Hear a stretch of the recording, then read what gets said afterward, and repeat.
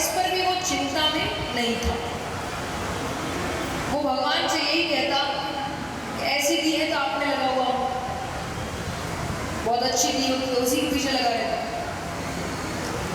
तो वो इस पर भी उसने अपनी खुशी ढूंढ ली थी।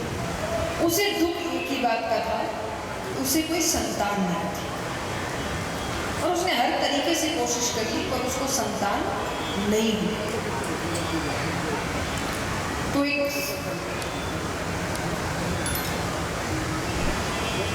एक दिन उसके मन में विचार आया कि मुझे नहीं हो रही, तो वो गौ माता एक दिन लेकर आ गई कि गौ माता के जो बछड़ा या बछड़ी होगी उसको अपनी संतान मानकर पालूंगा। अब दुर्भाग्य ऐसा कि वो गौ माता भी बांझी थी। अब उसको लगने लग रहा है कि मैं मनुष्य, मैं जिसे इस घर के अंदर लेकर आता हूं उसको संतानें नहीं हुई। और मैं हमेशा एक बात कहती हूं कि मनुष्य अपनी जिंदगी खुद खराब करता है, उसको किसी और की जरूरत, अपने आप को नकारात्मकता तक ले जाने की कला मनुष्य के अंदर अच्छी खासी से भरी हुई है। मनुष्य खुद करता है ये बात। एक नकारात्मक विचार 100 नकारात्मक विचारों को निमंत्रण देता है। इसका मैं सबसे बड़ा उदाहरण देती हूँ कि जो खास करके युवा बैठे हैं। मान लीजिए बच्चा है, 11वीं या 12वीं का पेपर है उसका कल। अब उसके मन में पहला विचार आया, पेपर अच्छा नहीं गया तो। यहाँ से शुरुआत होती है। पेपर अच्छा नहीं गया, फेल हो जाएंगे, फेल हो गए तो कॉलेज नहीं मिलेगी, कॉलेज नहीं मिलेगी तो डिग्री नहीं मिलेगी, डिग्री नहीं मिली तो नौकरी नहीं मिलेगी, नौकरी नहीं मिली तो शादी नहीं होगी, लड़की नहीं मिलेगी या लड़का नहीं मिलेगा। ये हो गया, समाज क्या कहेगा, परिवार क्या कहेगा, ये क्या कहेगा, भविष्य का क्या होगा। कल पेपर देना है और यहाँ शादी बच्चे तक की प्लानिंग उसकी चल रही, जिसके होने ना होने की संभावना है ही नहीं। इस बात के होने की संभावना एकदम ना के बराबर है, लेकिन सोच देखिए उसकी कि व्यक्ति एक नकारात्मक विचार 100 नकारात्मक विचारों को निमंत्रण देता है। ये खुद करता है, इतनी कला व्यक्ति में खुद में है। कहते ना कि बात चल रही है आजकल इंटरनेट पे काफी कि अपनी जिंदगी को बर्बाद करने की कला मुझ में ही है, कोई और उसके लिए निर्भर, ये हम खुद कर रहे हैं। हम खुद ही दुखी हो रहे हैं तो किसी और को क्या दोष दें। मैं कितनी बार कहती हूँ कि आपकी जिंदगी में ऐसा नहीं कि अच्छा कुछ हो नहीं रहा, हो रहा है, पर हमको रोने की आदत हो गई। आप अधिकतर व्यक्तियों से पूछिए कि कैसे हो, क्या हाल, अरे पूछो, अरे पूछो। उसकी जिंदगी में बहुत चीजें अच्छी भी चल रही है, लेकिन आदत पड़ गई है रोने। ध्यान वहीं जाता है कि क्या नहीं है। एक बार पूछ लो क्या है तो लिस्ट इतनी लंबी निकल जाएगी कि उसको खुद को शर्म आने लग जाएगी कि मैं इस तरफ क्यों नहीं देखता कभी। लेकिन बस क्या नहीं है उस पर रोने की आदत पड़ेगी। जो चाहिए उसके लिए मैं हमेशा कहती हूँ, ये नहीं है कि वो काम मेहनत करो, मेहनत करते रहो। रोने से अगर आपको आपकी चीज मिल जाएगी, आप जिंदगी भर रोइए, और मिल जाएगी क्या बताओ, तो फिर क्या फायदा। रोको, समय और नष्ट हो रहा है। इसका मतलब ये नहीं रो मत, रो लो 15 मिनट, 20 मिनट, आधी घंटा, एक दिन। कुछ गलत हुआ पूरा एक दिन रोइए कि आज रोने का दिन है, कल से ये नहीं, कल से उठो और काम पे लगो। मेहनत तक एक ही चीज कर रहे हैं, रो ही रहे, मेरी किस्मत खराब है। और एक बात याद रखना, सनातन धर्म हमेशा कहता है कि आपके जीभ पर माँ सरस्वती बैठती है। आप जो बोलते हैं सच हो जाता है। जो व्यक्ति कहेगा कि मैं बहुत खुश हूँ, मेरी उन्नति हो रही है, मेरा सब काम हो रहा है, उसका धीरे धीरे सब काम होता जाएगा। जो कहेगा मैं बर्बाद हूँ, मेरी किस्मत खराब है, धीरे धीरे उसकी किस्मत सच में खराब हो रही है। तो दिन भर बोल ही रहा है, कुछ अच्छा बोल ही नहीं रहा, तो अच्छा होगा कैसे? अगर आप किसी के लिए कुछ अच्छा बोलेंगे नहीं तो वो खुश होगा कैसे?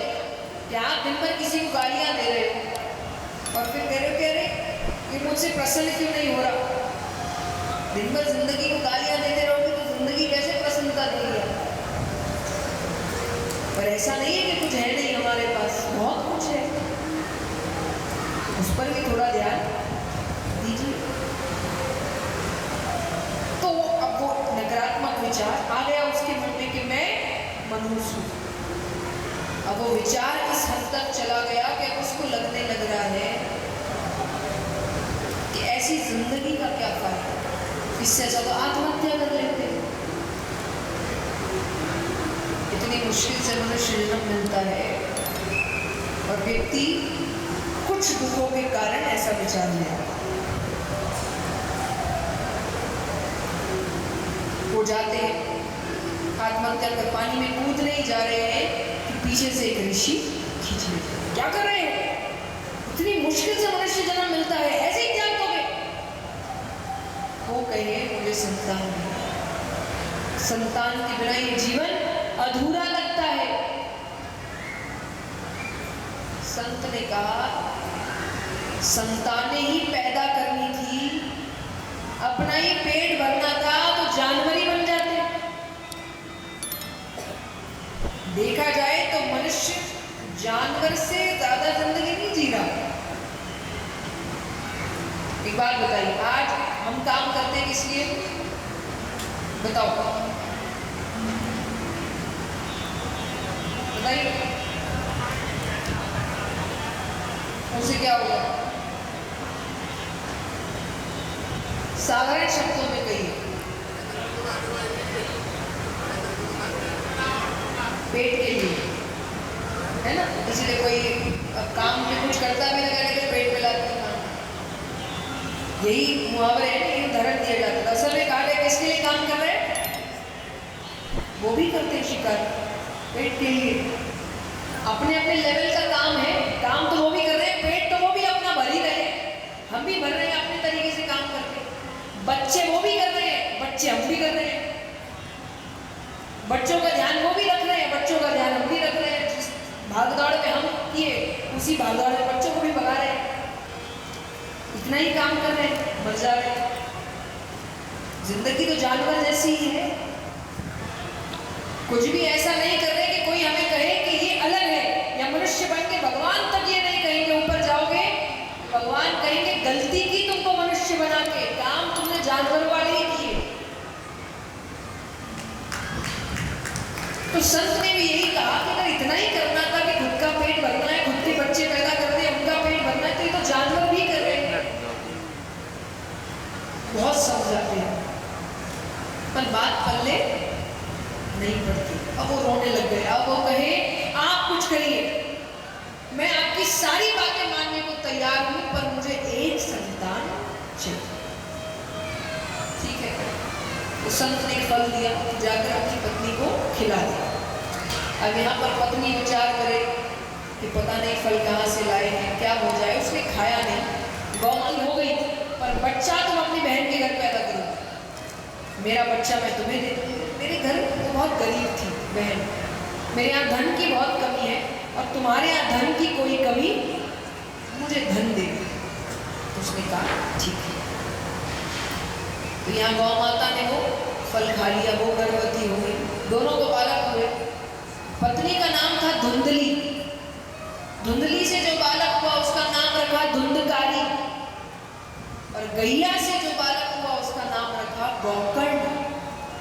उसकी कान गाय की तरह थी, शरीर मनुष्य का है पर कान गाय का। दोनों बच्चे यहाँ बड़े होते हैं। कुछ समय बाद गौकर्ण जी गुरुकुल चले गए, पिता वैराग्य ले लेते हैं, और यहाँ पर धुंधकारी सर्व अवगुण संपन्न। नहीं सुना हो तो फिर कहूँ, सर्व अवगुण संपन्न है। ऐसा कोई अवगुण नहीं जो उसमें झूठ बोलना, चोरी करना, नशा करना, वो सारे गलत काम करना। एक दिन नशा के लिए माता से धन मांगा, धन नहीं था। इतना क्रोध आया, उस क्रोध में उसने अपनी माता को ही मार दिया। संगत गलत हो गई, उन संगत में रहकर राजा के खजाने में चोरी करी।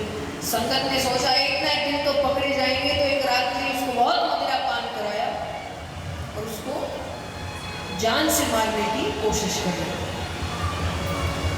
अंत में जब कोई भी प्रयास सफल नहीं हो रहा तो गरम गरम दहकते हुए कोयले उसके मुख में डाल दिया और दर्दनाक मृत्यु हुआ। उसके बाद भी मुक्ति नहीं मिली, उसे प्रेत योनि प्राप्त हुई।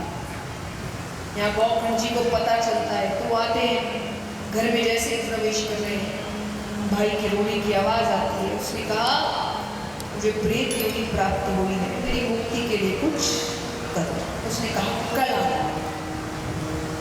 गौखंड जी सूर्यनारायण भगवान को प्रसन्न करते हैं, उनसे पूछते हैं मुझे क्या करना चाहिए। उन्होंने कहा श्रीमद् भागवत कथा सप्ताह पारायण करें। तो कथा होती है, कथा में बहुत लोग आए सुने। 7 दिन की कथा हुई और 7वें दिन जो व्यक्ति 7 दिन पहले महापापी था, 7 दिन बाद उनको लेने भगवान का विमान आया।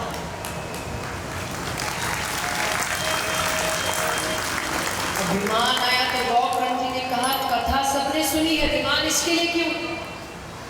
तब उन्होंने बड़ी सुंदर बात बताई जो आप सबके लिए भी जरूरी है। उन्होंने कहा केवल सुनने से कल्याण नहीं होता। 3 शब्द बताए, ये 3 शब्द आपका जीवन बदल सकते हैं। और देखिए ये हर क्षेत्र में, यहाँ पर तो भक्ति के लिए कहा गया है, पर ये 3 शब्द को अगर आप हर क्षेत्र में लागू करिए तो आपको सफलता मिलती है। शब्द है पहला श्रवण। श्रवण यानी सुनना, जो हमने बंद कर दिया है। आजकल सबको बोलना पसंद है, सबको बोलना है, कोई भी सुनने को तैयार। कथा में एक बात कहती हूँ कि समय ऐसा आ गया लोग खाए बिना रह जाए पर बोले बिना नहीं रहे। इतना जरूरी है बोलना, पर किसी की सुननी। और सबसे बड़ी बात है देखिए, बोलोगे तो वही जो पता है, पर सुनोगे तो शायद वो पता चल जाए जो नहीं पता है। तो ज्यादा फायदा किस चीज में है? सुनने में। तो सुनिए, लोगों को सबको सुनिए। कई बार लोग कहते हैं कि हम आदमी देखकर सुनते, नहीं नहीं, सबको सुनो। ज्ञानी को भी सुनो, मूर्ख को भी सुनो, क्योंकि ज्ञानी को सुनने से पता चलेगा क्या करना चाहिए और मूर्ख को सुनने से पता चलेगा क्या नहीं करना चाहिए। ये भी तो जरूरी है। अगर मूर्ख को नहीं सुना तो कल हम ही मूर्खों वाली हरकतें कर रहे हैं। तो सुनना तो दोनों को जरूरी है। तो कथा में भी सुनना जरूरी है। आप सुनेंगे तभी भगवान के बारे में पता चलेगा।